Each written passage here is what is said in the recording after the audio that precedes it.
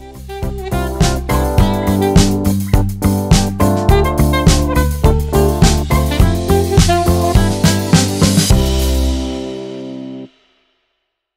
thought now might be a good time to revisit my unusual planters. So we'll start with this one, and this is a little bucket. Quite unusual in the size of it, but it's very, very battered, and it's just how I like to see planters. Some a little bit more unusual, some a little bit more out of the ordinary. And believe it or not, I found this one under a hedge, and it was half stuck out of the soil. So I dug it out, and then I've planted this little plant here, and this is a little hosta called Blue Mouse Ears, and it just complements the pot absolutely beautifully, because the size of the hosta is a small hosta, and then the size of the pot is a small pot, obviously. So it looks really, really nice. Now I've got this green bucket as well, and this is a Pittosporum Irene Patterson inside of this one, and it's quite unusual because you don't usually get green buckets that are like this. They're usually just silver ones. And I can't even remember where I came across this one. No doubt I found it at some abandoned property. And I have to remember that I need to look after these plants once they're actually in the pots, and I need to feed them, I need to water them, I need to prune them, and it will get to a point, this particular plant, where it will need to come out, or I'll need to root prune it instead and pop it back in. But the likelihood is I'll try and put it into a bigger planter than this one, because Irene Patterson and most Pittosporums are not fully hardy, not 100% hardy. But I'd like to keep it going and get it bigger rather than keeping it small. If I keep it in this planter, it'll stay small. So we'll move to this one. And this is the typical bucket that you would find, a tin type of bucket that you would find. And I've got what we call a whipcord Hebe in there. Quite a nice one. And I call this particular Hebe Bob Marley because of its look. It looks really good. So I've got that just in an ordinary tin one, as opposed to the green one we've just looked at. So the other planters that I've actually got are this type of thing. And this is an old mop bucket. And it contains a hosta. It's quite a small growing hosta rather.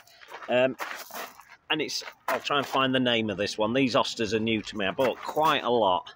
This one's called Pineapple Poll, this particular one, and I keep it in this. So I don't know how long I'm going to be able to keep it in that, because it may turn out that it's a bigger hosta than I realise. So over time I might move that on. And I also use ordinary plant pots, clay plant pots. I prefer clay plant pots, and I also use them. Now the other thing I do use as well is this kind of tub, a dolly tub. But I never really plant any plants into dolly tubs anymore. I made that mistake years and years ago, where I planted one inside and I could not get the plant back out. I actually had to cut it in half inside, take out a chunk from the middle and remove the plant. So now what I do, I just leave them in the pots like that, and I just put the pot inside, which always looks good.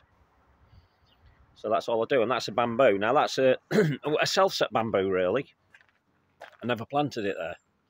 It simply turned up in one of my plant pots.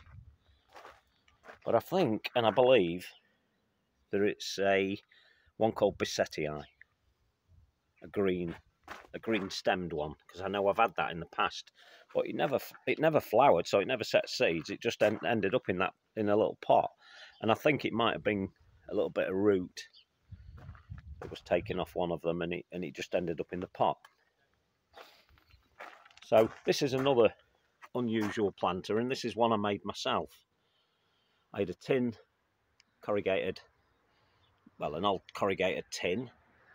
I cut it into 4 sections, as you can see then. We've got a section in the bottom, so I guess 5. And then I got a blacksmith to weld me the top and the bottom. And I like this sort of look because it's a bit different and it's a bit rustic. And a few people have come to know me as Rustic Richard, which I quite like actually. So this has got a yucca in there, and this is Yucca rostrata And again, this will have a shelf life of living in there for so long, and then I'll have to just move it on. Other hostas in similar tins. I tend to collect a lot of these tins.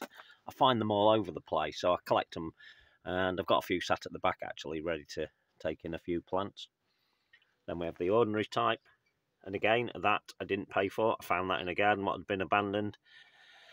And then we've got this plant here, which is in there, and that's Alchemilla erythropoda, the Turkish form, which is a grey or blue form of Alchemilla. It's a tiny little one that will self-seed all over, but it's great, does really well. But again, it's in just an ordinary tin.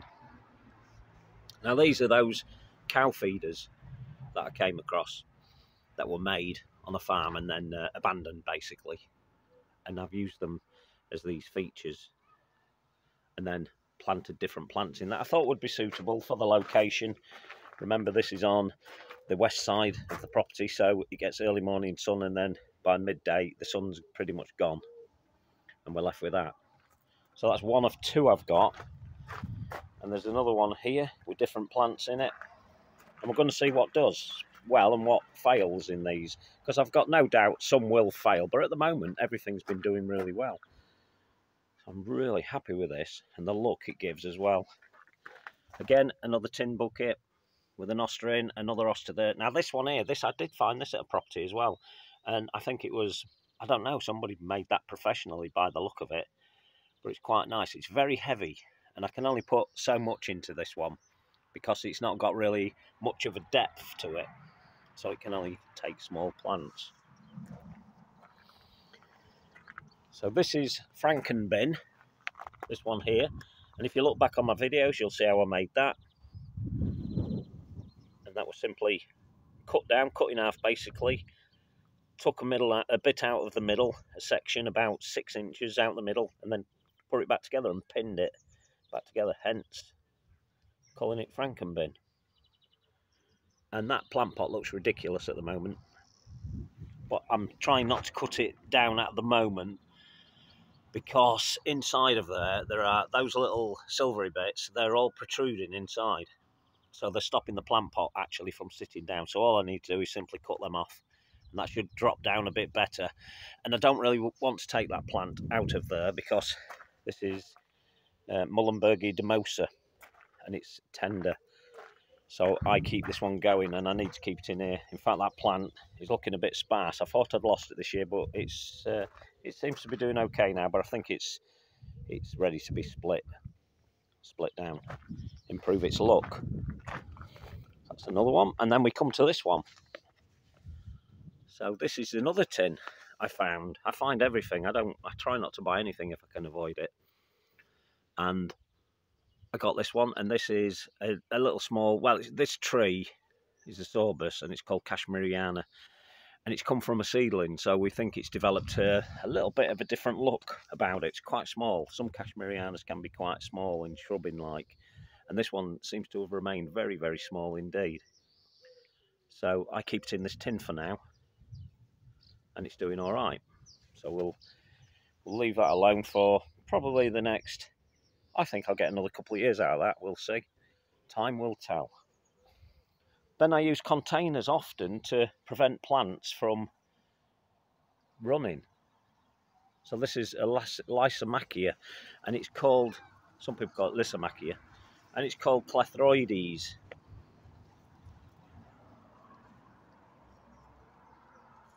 And it's called the Gooseneck loosestrife, as you can see from there, so it has a kind of gooseneck look. It gets a lot taller than this, but I prevent it from doing any more than the growth it's doing there. I don't want it to get into the garden because it will run.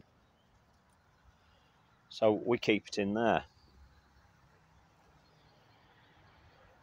What else we got? Oh yeah, it's another little tin. This was just a tin. I don't know what it was used for. It's got holes all over it, but I've got another hosta in there containing that one, and that's nothing really special, just a hosta in there. And again, it helps to prevent slugs from getting in there and snails. So this is another one of the cow feeders that I came across. I've now planted it with this white form of a lavender, and it looks really nice, this one. It really does look nice. I like it. It's quite surprised me how nice it does look. They're very small plants at the moment. They've only been put in less than 2 months ago, but they're doing all right now, and next year they should totally fill that container, and they should look pretty good. So we'll go through the gravel garden, and got another container up here that I can show you. As I say, I like containers. Love them, in fact. It's good to have it. I call it pot culture. And this one here is another hosta. We are in July now, and all the hostas are starting to flower, as you can see. People don't realise that hostas flower, but they do. And some of them have quite a heavy scent to them as well. You do have to get your nose quite close to it to actually smell that scent, but nevertheless, they do. So this is another Dolly tub, a smaller one actually. Again, I came across it. It was abandoned at a property. Came across it and took it. And again, I don't plant the plants into them. They're kept in a bigger plant pot that just slots in nicely, so it's easy to remove it. This is a pine. It's one of the Mugos. And it's just an ordinary clay pot. I much prefer to keep them in there than put them in the garden, because sometimes I don't have a place for them, so it's better to put them in a pot for the time being and then work out where I can put them. And this is a broken plant pot I found in a wood and was abandoned. In fact, it was stuck in the soil with the broken side up, so I thought it was totally gone. But when I lifted it out, it had that look. Now that can be used several ways. It can be used like that. I can put soil into that, or I could use it within the garden. So I could actually do that to it, sink it partly into the garden, have some plants spilling out of it onto wherever it is, the soil, and that would look good again. So that's a good use. If you've got broken pots, don't just throw them away. Be a bit more creative with them. So that's quite a few planters that I've got at Grassy Bottom. I also have, well, these, I guess you can't strictly call these planters. They are containers, but that, as I've said before, that's got a root barrier in there to contain that miscanthus, because it's a very invasive species, so I'll keep it in there. But the other thing I do with these Dolly tubs is this. I've got a dustbin lid in the top of this one, and although it's not got much in there at the moment, that I put water into that for the birds, and then they feed away on that. I'll drink away and bathe in there, and it's quite successful. Just the dustbin lid on the ground would do that. But that's another use for those types of containers. And again, this is an old dustbin, a very old dustbin, and you can see we've had a lot of rain actually. And that's just containing water. Now that could equally contain a large plant if I so wished, and I would drill holes into the bottom of it just to allow for drainage. So yeah, I really like my planters, and I'm always looking for unusual ones, and this is another unusual one.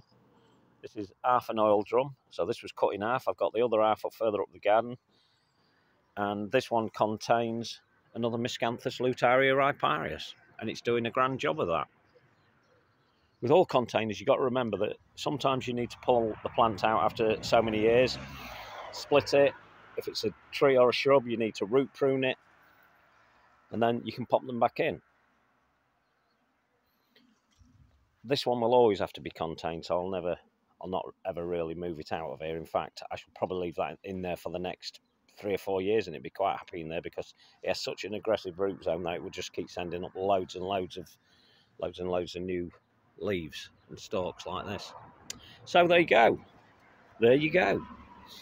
A few ideas for planters, and just an update, because plants are growing away now and looking really, really nice. And we'll end it with this one. This is a cow drinker, and this is in the cloister pergola. Let's take a view of the cloister pergola for you. For those that don't often see this, this is the cloister pergola. And again, if you look back on some of the YouTubes, you will see me making this. But I put this cow drinker into here, and it contains a couple of ferns and an unusual hosta, called Hands Up, and it's got a lovely colour, that one. I like that one. That's I can't remember it flowering the first year I had it. I've had it a couple of years now, well, maybe 3, and it's looking rather good at the moment. So that's a really nice one. Hands Up. And then we've got a couple of ferns in this container as well. You see, cow drinkers are great for this because you can just, they're no good as cow drinkers anymore because they've got holes all over. So farmers just, to be quite honest, they dump them. And then, this isn't strictly a container, but to give it a continuity on the look, I've created this front to put more plants in here, which looks really nice, and that's just using a scaffold board. And then we have another cow drinker through there, if we can make that out. We have a cow drinker through there with more plants in it, and again, that looks really, really nice. So a few unusual containers that are looking really good now, really settling in. So remember, you will have to water them on a regular basis. You will have to feed them on a regular basis. You may have to root prune. You will have to split at some point the plants that are in them. And make sure that you put them in an area that's suitable for them. So if it's a shady plant, obviously you need it into a pot, into a shady area. Don't go putting a shady plant in a pot and then putting it in full sunshine. It won't appreciate that. Forgot about this planter. This is a really nice one. This one's called Rhodiola rosea, and that is a lovely ecclesiastical planter because it's got lots of references to the church. So that is a really nice one, and I've got it in the cloister pergola, so I've got it in the correct area for what it is. So there you go. Hopefully that's helped you a little bit and helped you with a few ideas on what types of planters that you can use. Okay, I'll talk to you on the next one. Ta-da!